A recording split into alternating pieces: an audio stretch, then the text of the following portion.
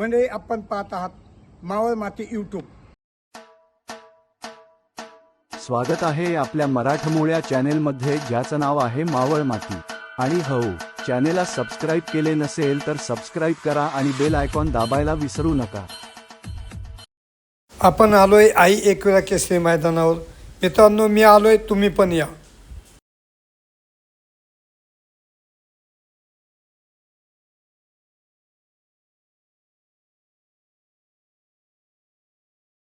नमस्कार मंडळी, आज आपण आई एकविरा केसरी मैदान वेरगाव मावळ या ठिकाणी आज आपण सगळे वेरगाव बैलगाडा शर्यत कमिटी आणि बैलगाडा चालक मालक आहात. तुम्ही आज ह्या मैदानाचं नियोजन केले. तरी या मैदानावर जी उद्या दिनांक 31/3/2026 रोजी जी शर्यत होणार आहे त्याविषयी आपण थोडक्यात बोलणार आहोत. एकविरा केसरी मैदान होणार आहे याचं जे आयोजन आहे हे पूर्ण एकविरा कमिटी आणि एकविरा ग्रामस्थांतर्फे. त्यासंबंधी तुम्ही काय सांगू इच्छिता? चैत्र यात्रा म्हणजे आई एकविरा देवी पालखी सोहळा आणि यात्रा निमित्त म्हणजे देवीची यात्रा आणि पालखी सोहळा या निमित्त हे आमचे ग्रामस्थ मिळून आम्ही मैदान भरवतो. गेल्या वर्षीप्रमाणे ह्याही वर्षी मैदान भरवलेलं आहे. श्री क्षेत्र एकविरा वेरगाव ग्रामस्थ. आणि त्याच्याबद्दल सांगायचं झालं तर ही बैलगाडा संघटना असून बैलगाडी संघटनेला आमचं गाव पूर्ण पाठिंबा देऊन शर्यतीला मदत करते. ह्या मैदानासाठी आपल्या फाटीचा पल्ला किती आहे?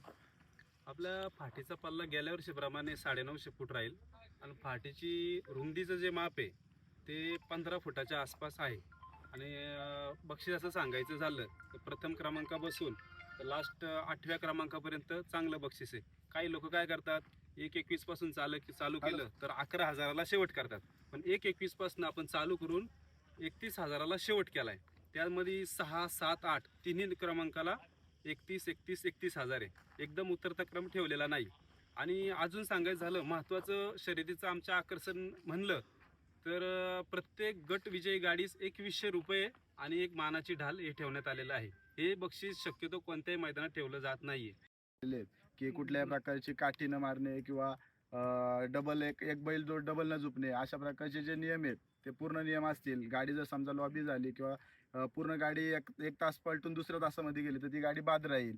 किंवा आता जी सातारा छकडी आहे ही छकडी पूर्णपणे त्या छकडीवरतीच बैल पडले जातील. रिंगी छकडी म्हणजे त्या रिंगी छकडीला बक्षीस किंवा जरी गटपात झाली तर ते ग्राह्य धरले जाणार नाही आणि ती अलाउड देखील नाही इथं त्या मैदानात.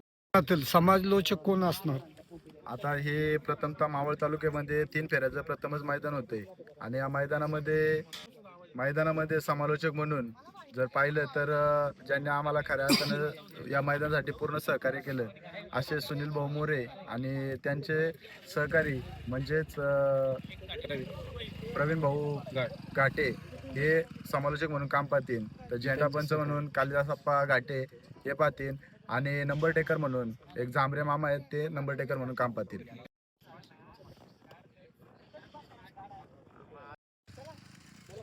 मित्रांनो, आपण सर्वांनी आई एकविरा केसरी मैदानावर सहभागी होऊन या मैदानाचा मावळ तालुक्यातील एकमेव असं मैदान आहे की जे 3 फेऱ्याचं मैदान आहे. इथे मावळ मुळशीला सेकंदाचा घाट चालतो, पण आई एकविरा केसरी मैदान हे एकमेव मैदान भरलं जातं.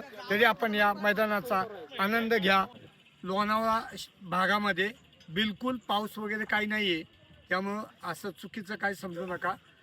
वातावरण जरी पावसासारखं वाटत असलं तरी इकडे पाऊस नाही आहे. आता संध्याकाळचे 6:45 वाजलेत आणि पाऊस नाही, पाऊस वगैरे काहीच नाही आहे. तरी उद्या 100% मैदान होणार.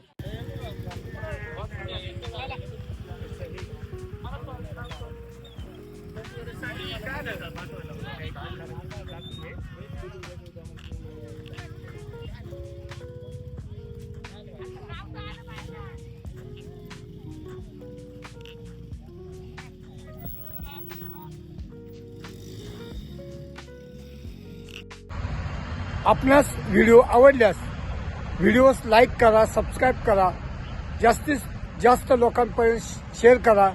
जय हिंद, जय महाराष्ट्र.